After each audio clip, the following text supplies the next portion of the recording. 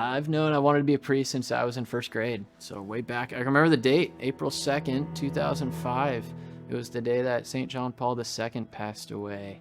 I didn't know what a pope was at the time. I just knew it was a big deal. And as soon as he passed, I was curious about who this John Paul II guy was. So I want to be like him, so I should be a priest. And so ever since then, ever since 2005, I've wanted to be a priest.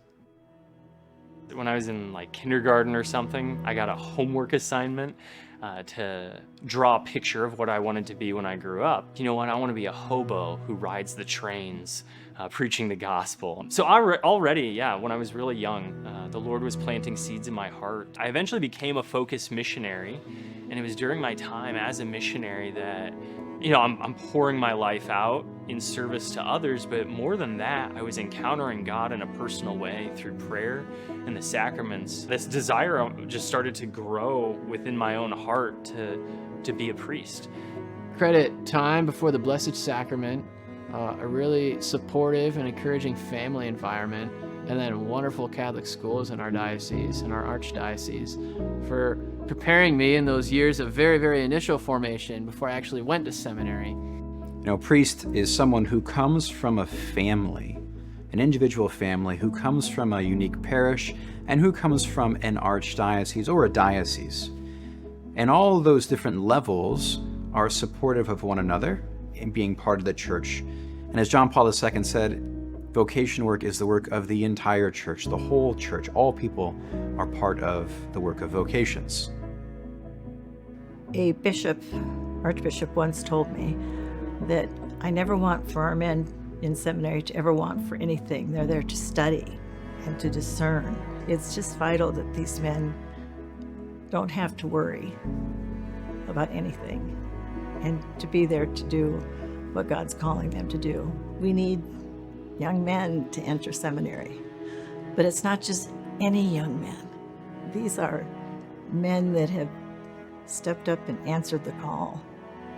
And so we really need prayers for these young men in seminary. The role of the vocation office is to support the work of vocations throughout the Archdiocese by accompanying young men who are discerning and open to a call to priesthood, and also accompanying young ladies who are open to a call to consecrated religious life. We do that by partnering with parishes, with schools, with youth ministries. We partner with them by helping them to come to know how to identify young men who are open to priesthood, young disciples who are willing to follow the Lord and ask the big questions. It made me feel human. I felt like a person, not just a number. And that's, I think, the strong point of our vocations office is that we don't see it as just like, oh yeah, we have 17 or 18 or however many seminarians. It's like, no, we have Brian and Logan and Will and Caleb and Michael and like all of the guys. Like, I'm not just like a nameless man to them. I'm not just a warm body filling a spot. Like I'm a person. They have a great reverence for the stories of each and every man who is discerning a vocation of the priesthood. That's just an incredible gift that we have here in the Archdiocese. The vocations office is, in my opinion and my experience, has always been very good at Pope Francis's buzzword of accompaniment. I felt very accompanied by Father Rosa in my particularly college seminary years when he would come visit St. John Vianney, and he would always make time to meet individually with the guys. And it's to look forward to. It's a priest from your own archdiocese, but two, it's your vocations director, so you can really talk about things that are relevant immediately to your own formation. These young men often come with all sorts of hesitancies, fears, anxieties. For me, the most important thing is just how has Jesus worked with them, walked with them to where they are now, and what's the best next step for them going forward?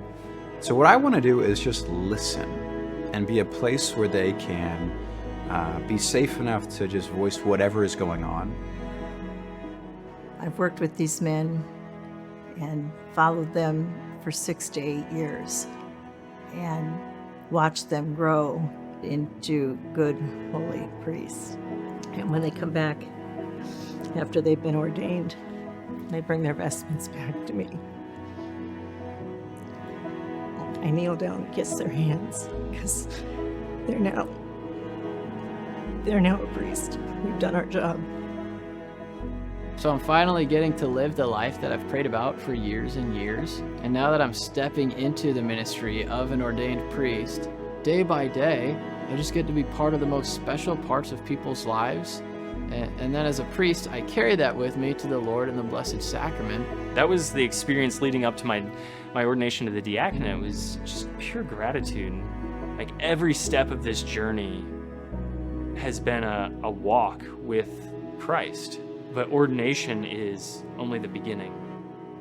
I personally benefited from so many generous people in the Archdiocese of Omaha, from principally your prayers, and then also your financial support. I think of all the young men and women who are considering and discerning lives as religious, consecrated brothers and sisters. It's not too late to make your own personal gift to support the Archbishop's annual appeal. I encourage you to join me in making a gift and supporting this great effort.